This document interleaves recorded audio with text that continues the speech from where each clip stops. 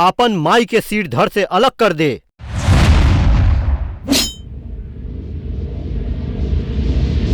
एगो ऋषि गुस्सा में आके अपन सब पुत्र के आदेश देलस।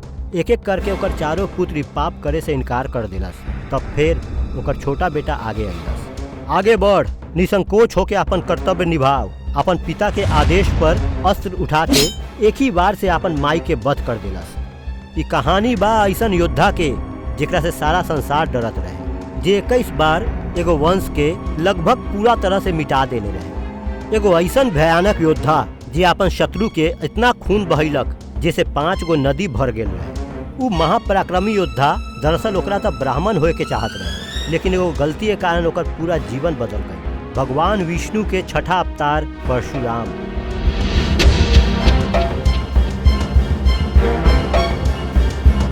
ऋषि जमदग्नि के पत्नी रेणुका एगो आदर्शवादी पत्नी, जिनकर एगो छोटा सा भूल उनकर मृत्यु के कारण बनल। एक दिन नदी से जल भरे के समय उनकर मन एगो गंधर्व के प्रति आकर्षित हो गई। एगो पराया पुरुष के खातिर उनकर मन में काम वासना जागल, जैसे उनकर पवित्रता भंग हो गई। जब वो लौटली, ऋषि जमदग्नि के एकर आभास हो गई रहे। वो भयंकर क्रोधित हो गईलन। वो अपन पुत्र के आदेश देलन कि वो अपन माई के सर धड़ से अलग कर। एक एक करके उनकर चारों पुत्र ई पाप के करे से इनकार कर देलक। ओकर बाद उनकर छोटा बेटा परशुराम जी के बारी आयल। अस्त्र शस्त्र में माहिर परशुराम जी के भगवान शिव एगो दिव्य परशु उपहार में देले रहन। बाकी उनका ई ना मालूम रहे कि उनका के ई अस्त्र के प्रहार अपन माई पर ही करे के होगी। उनकर पिता के क्रोध इतना भयानक रहे कि उनकर पूरा परिवार के विनाश हो सकत रहे। यही खातिर अपन पिता के शांत करे खातिर परशुराम जी अपन माई के वध कर देलन। बाकी ऋषि जमदग्नि के क्रोध अभी तक शांत ना भइल रहे।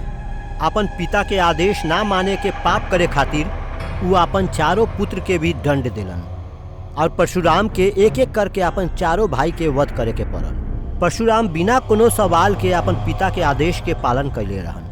ऐसे ऋषि जमदग्नि बहुत खुश भइलन और वो परशुराम के कोई वरदान मांगे के लिए कहलन। हम चाहतानी कि हमार माई और भाई सब पुनः जीवित हो जाए, उ लोग के अपन मृत्यु याद ना रहे। ऋषि जमदग्नि अपन बात से पलट ना सकत रहन। वो परशुराम के बात मान लेलन और अपन शक्ति से अपन परिवार के पुनः जीवित कर देलन। परशुराम जी के क्षत्रिय के संहार के लिए जानल जाला, लेकिन एकर पीछे के कारण रहे महेशमती साम्राज्य के एगो ऐसन राजा जे पूरा दुनिया पर अपन कब्जा कर लेले रहे। ई रहे कार्तवीर अर्जुन, जेकरा सहस्त्रबाहु नाम से भी जानल जात रहे। सहस्त्रबाहु यानी जेकर 1000 गो हाथ हो। मानल जाला कि कार्तवीर अर्जुन महान ऋषि दत्तात्र के तपस्या करके उनका खुश कैले रहे, जेकरा से उनका एगो वरदान प्राप्त भइल रहे कि उनकर 1000 गो हाथ होखे, जेकर शक्ति के आगे कोई भी टिके ना सके और कोई भी उनका युद्ध में हरावे ना सके। 1000 गो हाथ के साथ सहस्त्रबाहु के शक्ति के कोई भी सीमा ना रहे, जेकर दम पर वो अपन राज्य के बढ़ावत चल गईलन। जमीन, नदी, पर्वत, जंगल सब पर सहस्त्रबाहु के राज चले लगल। लेकिन राज बढ़े के साथ ही सहस्त्रबाहु के अहंकार भी बढ़त चल गई। उनका हमेशा अपने आप के सर्वश्रेष्ठ साबित करे में मजा आवत रहे। यही खातिर वो कमजोर सब पर जुल्म करे लागल और देखते देखते ओकर क्रूरता बढ़त चल गई। एक दिन जंगल में जब सफर करत रहन सहस्त्रबाहु, परशुराम जी के पिता ऋषि जमदग्नि के आश्रम में पहुंचलन। वहाँ उनकर नजर पड़ल गौ माता कामधेनु पर, एगो ऐसन पवित्र गाय जे कोई के भी इच्छा पूरा कर सकत रही। लोभ में अंधा सहस्त्रबाहु जबरदस्ती कामधेनु के खींच के अपन साथ ले गई। जब परशुराम जी के ई बात के पता चलल तो बहुत क्रोधित हो गईलन और वो सहस्त्रबाहु के युद्ध के खातिर ललकारलन। अहंकार में डूबल सहस्त्रबाहु परशुराम जी के एगो साधारण आदमी समझ लेले रहे। बाकी बहुत जल्दी वो जान गईलक कि वो अपन मृत्यु के बुलावा दे देले बा। परशुराम जी हवा में एगो तीर छोड़लन जे हजारों तीर में बदल गईलक और सहस्त्रबाहु के सब सेना पर तीर के बरसात हो गई। कोई भी उनकर सामने टिके ना सकलक और देखते देखते सारा सेना ढेर हो गईलक। अब सहस्त्रबाहु के बचावे वाला कोई ना रहे। वो अपन पूरा बल लगा के परशुराम से युद्ध कैलक, लेकिन परशुराम एक एक करके उनकर सारा हाथ काट देलन और आखिर में ओकर सिर काट के ओकर वध कर देलन। सहस्त्रबाहु के अहंकार और लोभ ही उनकर मृत्यु के कारण बनल। उनकर बेटा सब ऐसे भी बड़ा भूल कैलक जैसे ओकर वंश बर्बाद हो गई। सहस्त्रबाहु के मृत्यु देख उनकर सारा बेटा वहाँ से भाग खड़ा भइल, लेकिन बदला के भावना उ लोग के शांत ना रहे दिलक। कुछ समय बाद उ लोग अपन चाल चलन। मौका मिलते ही उ लोग ऋषि जमदग्नि के आश्रम पर हमला कर देलक और उनका के मार देलस। ऋषि जमदग्नि के शरीर पर 21 गो घाव करल गईल रहे।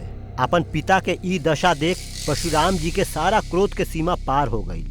अपन प्रचंड क्रोध में परशुराम जी प्रतिज्ञा लेलन कि वो कार्तवीर अर्जुन के 21 पीढ़ी के सर्वनाश कर दीहन।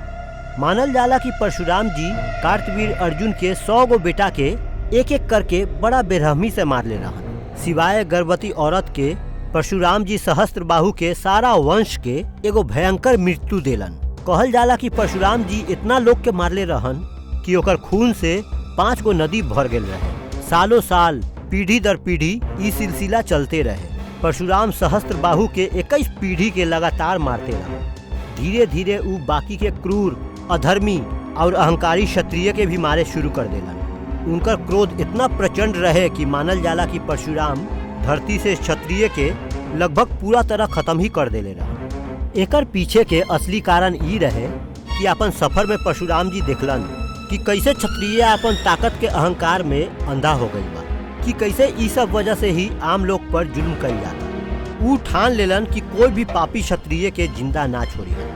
और इहे रहे परशुराम के जन्म के असली उद्देश्य। भागवत पुराण के अनुसार पापी और क्रूर क्षत्रिय से परेशान बेसहारा लोग सब और ब्राह्मण सब भगवान श्री विष्णु के आराधना कैलन। तब विष्णु जी उ लोग के कहलन कि हम बहुत जल्द ई धरती पर एगो योद्धा के रूप में आए और ई पाप के विनाश कर धर्म के स्थापना करब।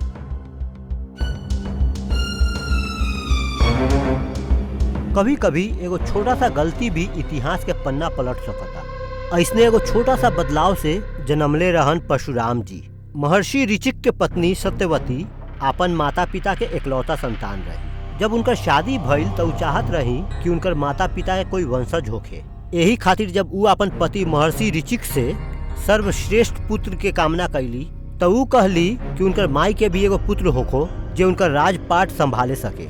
ऋषि ऋचिक उनकर इच्छा के पूरा करे के निर्णय लेलन। विष्णु पुराण के अनुसार ऋषि ऋचिक दोनों खातिर प्रसाद तैयार कैलन जेकरा ग्रहण कैला से उनका पुत्र के प्राप्ति होगी। लेकिन दोनों प्रसाद में अलग अलग गुण रहे। सत्यवती खातिर एगो ब्राह्मण पुत्र और उनकर माई खातिर क्षत्रिय। लेकिन कोई कारण से ये दोनों प्रसाद आपस में बदल गई। जब ऋषि ऋचिक के ये पता चलल तो बहुत क्रोधित हो गईलन। विधि के विधान कोई ना बदले सकी।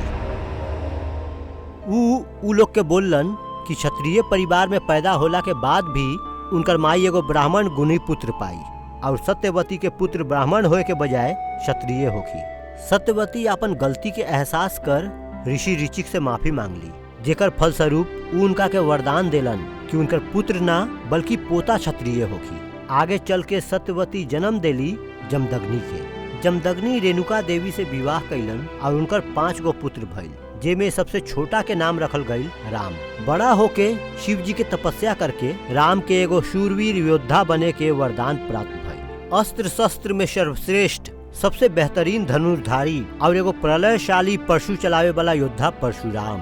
परशुराम जी एगो ऐसन विष्णु के अवतार बारन जे कभी भी अपन शरीर ना त्यागलन। श्री कृष्ण चाहे श्री राम के तरह वो कभी भी बैकुंठ धाम ना लौटलन, ना ही कभी वो अपन विष्णु रूप में अइलन। वो हमनी के कथा के एगो ऐसन हिस्सा बारन जे हर युग में मौजूद रहलन है। मानल जाला कि क्षत्रिय के संहार के बाद अपन पाप के प्रायश्चित करे के खातिर उ सब कुछ त्याग देलन और पहाड़ में समाधि करे खातिर चल गईलन। लेकिन अरसों बाद त्रेता युग में उनकर समाधि टूटल जब उनकर गुरु भगवान शिव के दिव्य धनुष तोड़ल गईल एगो क्षत्रिय द्वारा। ई क्षत्रिय कोई और ना बल्कि श्री राम रहन। वाल्मीकि रामायण के अनुसार श्री राम जी जब राजा जनक के दिव्य धनुष तोड़ देलन तब परशुराम उनका से मिले अइलन। भगवान परशुराम जी श्री राम के दिव्यता और शक्ति के पहचान लेलन। वो समझ गईलन कि श्री राम भी विष्णु के अवतार बारन और एगो क्षत्रिय के रूप में आके श्री राम जी साबित कर देले रहन। अब परशुराम जी के और लड़े के जरूरत नहीं थे। एगो अद्भुत दृश्य जहाँ एगो अवतार दोसर अवतार के महिमा के स्वीकार कैलक। एकर अलावा द्वापर युग में भी